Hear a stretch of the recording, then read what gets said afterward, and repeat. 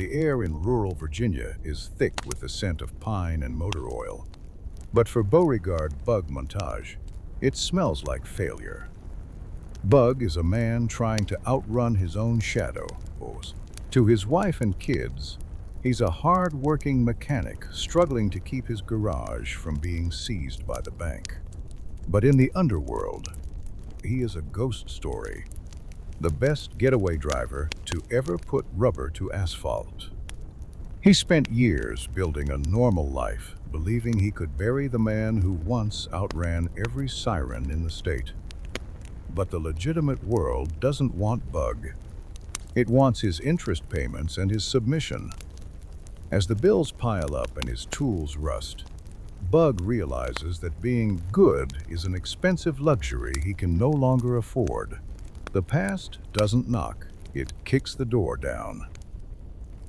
An old associate named Ronnie arrives at the garage with a proposition that tastes like silver and blood. It's a heist, a high-end jewelry store that operates as a front for a powerful criminal syndicate. The haul is enough to save Bug's shop and secure his children's future. Bug tries to say no, but the weight of his poverty is heavier than his conscience. He looks at his black as sin '69 Duster, a beast of a car he's kept hidden under a tarp, and hears the engine calling his name. He isn't just fixing cars anymore. He's preparing to weaponize one.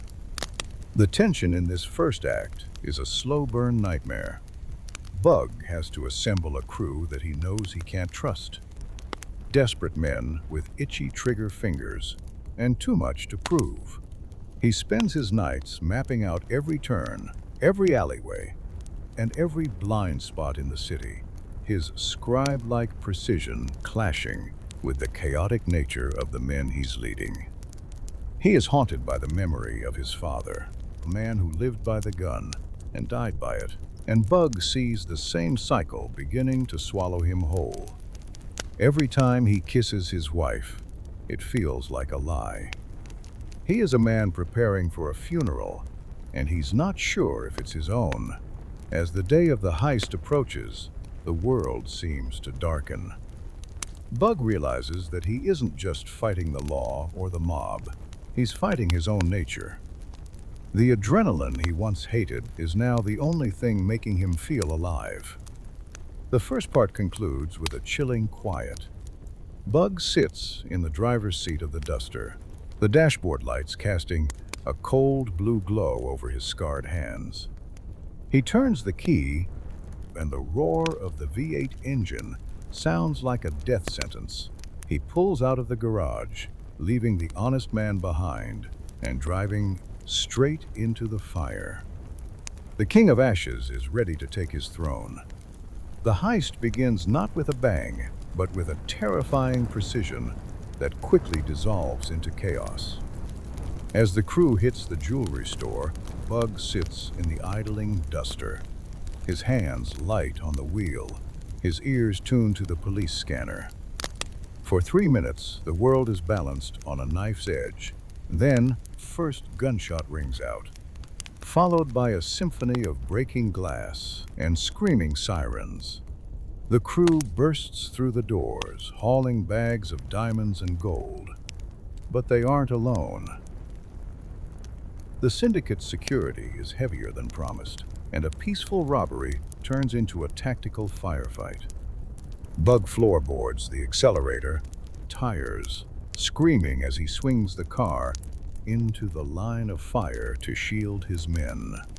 The getaway is where the legend of the Nightingale of the Highway is truly tested. Bug doesn't just drive, he dances with physics. He weaves through the narrow back streets of the city, using the Duster's raw power to outrun the cruisers and his own intimate knowledge of the terrain to vanish into the shadows. Every turn is a gamble, every bridge a potential trap. But as they hit the open highway, the real betrayal is revealed. One of the crew members, frantic and paranoid, turns his gun on the others inside the car. The heist was never just about the jewelry. It was an internal purge, and Bug is the only one who didn't know he was driving a coffin. Blood stains the leather seats as the car reaches the rendezvous point, an abandoned warehouse deep in the marshlands. But there is no payday waiting for them, only a hit squad. The criminal syndicate knew they were coming because they were invited. Bug realizes with a gut-wrenching clarity that they were set up as a distraction for an even larger theft occurring elsewhere. As the warehouse is surrounded by gunmen, the perfect plan is revealed to be a sacrificial ritual. Bug manages to fight his way out of the burning building, but he is forced to leave the diamonds behind. He escapes into the swamp, wounded and empty-handed, while the sirens of the state police draw closer. The second act concludes in the cold, damp dark of the Virginia woods. Bug is a man stripped of everything. His crew is dead, his car is hidden and damaged, and the money he risked his soul for is gone. He is now the most wanted man in the state, hunted by both the law and the mob. But as he stitches his own wounds with a needle and thread, the fear begins to burn away, replaced by a cold, obsidian rage. He realizes that the people who used him made one fatal mistake. They let the driver survive. He isn't going back to the garage, and he isn't running for the border. Part 2 ends with Bug looking toward the horizon, his face a mask of ash and blood, ready to hunt the hunters. The third act begins in the silence of the backwoods. Bug is no longer the desperate mechanic. He is a predator operating in a world of shadows. He knows the syndicate believes he's either dead or halfway to Mexico, and he uses that anonymity as his greatest weapon. He begins a systematic one-man war against the infrastructure of the local mob. This isn't about diamonds anymore. It's about survival and the safety of the family he left behind. Bug starts at the bottom of the food chain, shaking down low-level enforcers and crooked bookies, leaving a trail of broken bones and burned-out safe houses. Each name he crosses off his list brings him closer to the king who orchestrated the betrayal. The psychological toll is heavy as Bug moves closer to the truth. He is forced to confront the dark legacy of his father. He realizes that the violence he tried to suppress for years is his natural language. He finds himself enjoying the hunt, the thrill of the ambush, and the cold power of having an enemy's life in his hands. But the deeper he goes, the more personal the betrayal becomes. He discovers that the mole in his crew wasn't just a random thug. It was someone connected to his own past, someone who knew exactly which buttons to push to get Bug back behind the wheel. The realization that his desperation was weaponized against him fuels a rage that threatens to consume what's left of his humanity. Pause. The tension reaches its peak when Bug realizes that the syndicate has finally tracked his family to their safe location. The game of cat and mouse moves from the city streets to the private sanctuary of his life. Bug is forced to engage in a high-stakes psychological game with the syndicate's lead fixer, a man as cold and calculated as Bug is skilled. He has to stay one step ahead, using his knowledge of the rural landscape to lure the mob's hitmen into traps. He is a ghost in the trees, a phantom on the roads, but he knows he can't stay on the defensive forever. The blood trail is leading back to where it all started.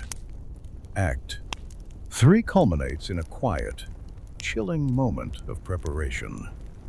Bug recovers his duster from its hiding place, spending the night repairing the damage and tuning the engine to a lethal perfection. He isn't just fixing a car. He is preparing a chariot for a journey into hell. He knows that the final confrontation will require him to be more than a driver. he will have to be a monster.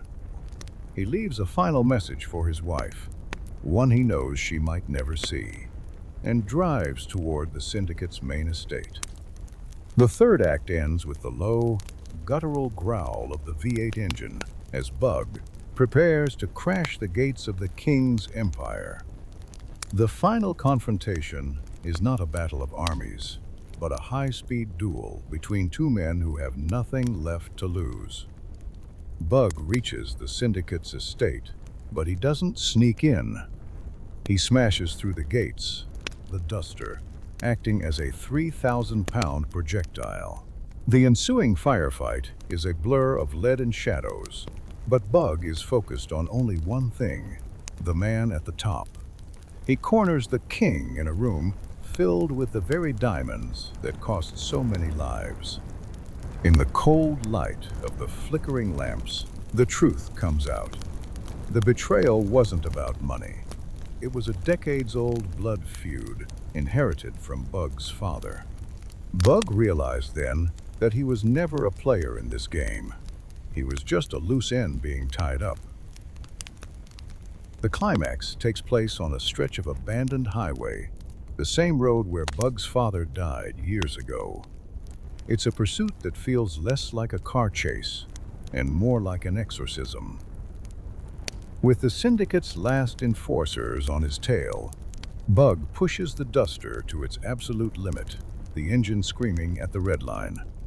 He uses every trick of the trade, every getaway maneuver he ever mastered, to turn the highway into a graveyard for his enemies.